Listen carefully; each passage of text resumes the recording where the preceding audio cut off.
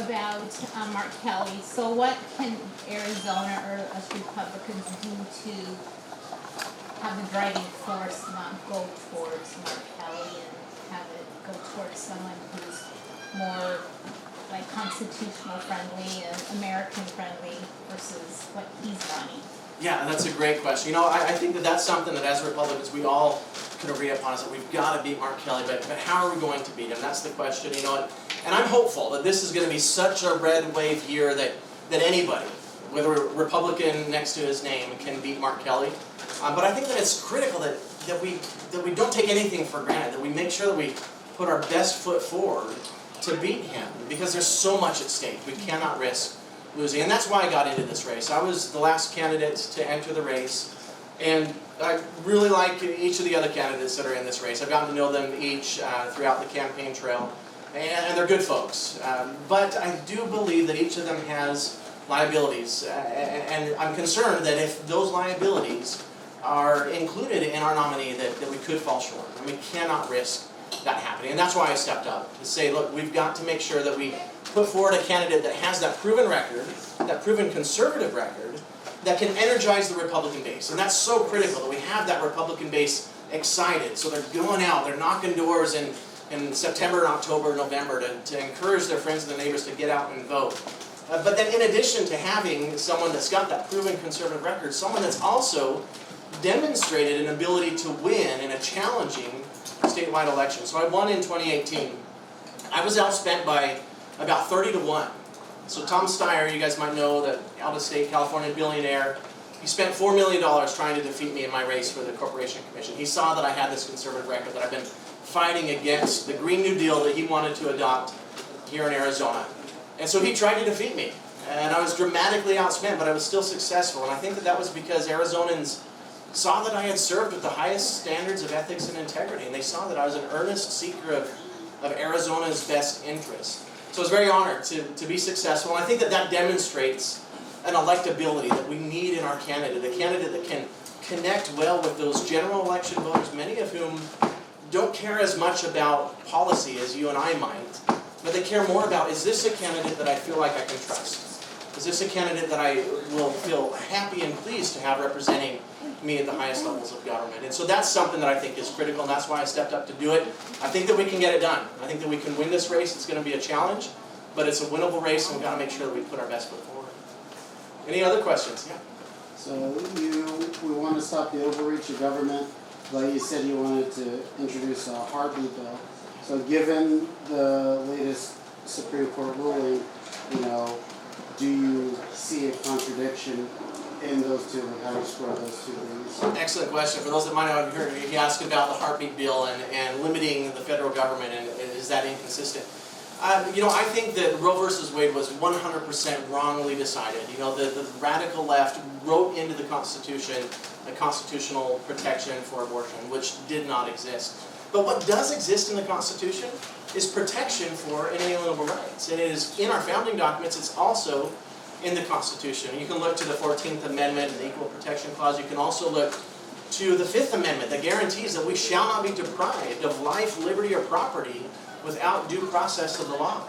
Now, an abortion absolutely deprives a young child of life with no due process at all. So I think that there is a solid constitutional foundation for the federal government defending these inalienable rights, these natural rights of life, liberty, and property. The purpose for which government is put in place is to protect those rights. So I think it is the proper role of government.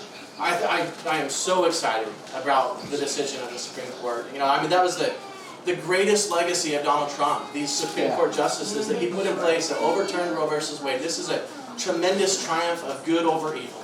And so if that's all that comes, and all we do is push that responsibility back to the states, that's a tremendous victory. But I think we should continue to fight to protect life at every level. So not abolition of abortion, but a heartbeat bill would be what? I like it. So she's asking about the clarification, would it be the heartbeat bill or a complete abolition? I believe that life begins at conception, and I believe that is a natural right and it should be protected, and we should fight to protect it. But what I think is a great first step is the heartbeat bill. I think that this is something that can gain the support of the American people.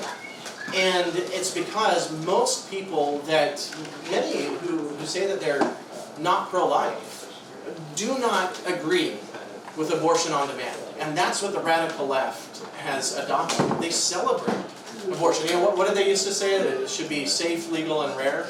You know, now they celebrate this as something that should be championed. And when in reality this is an absolute tragedy, both for the woman seeking the abortion and for the child whose life is ended.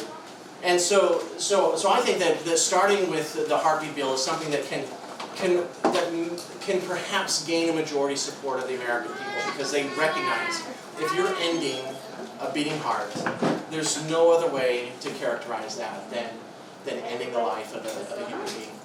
So that's what I would see as the first step, to make sure that we fight for that right to life.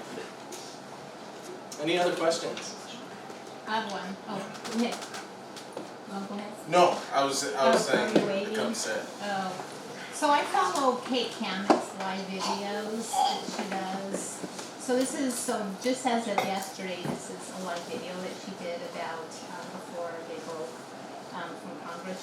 So she just says, Democrats in the House just passed a federal assault weapons ban, playing politics as usual with our constitutional rights.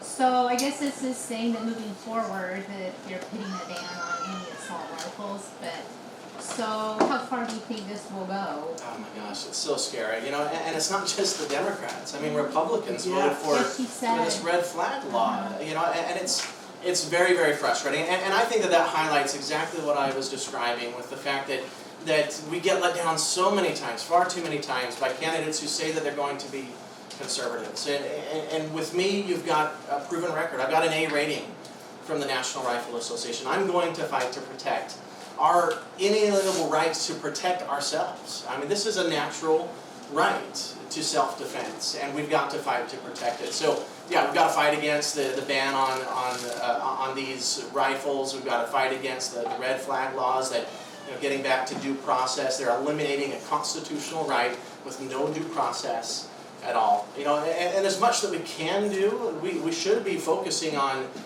mental health. You know, I mean, you think about what the government did in 2020 was so damaging to mental health. You know, that they shut down our schools, our businesses, our churches. They masked us, they isolated us and our children. You know, they did a tremendous amount of damage to mental health. They trampled on our constitutional rights. So that's what we should be focusing on. There's much that the government can do, mostly at the state level, with regard to mental health.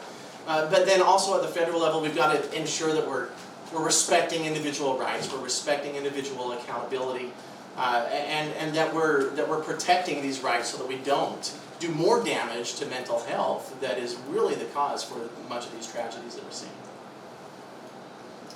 Well, I know you've got other candidates to hear from, so I would love to stay online. I apologize that I do have to run, but I'll just mention I do have some yard signs here and some palm cards. If anybody wants to take some, feel free. I'll go ahead and leave them.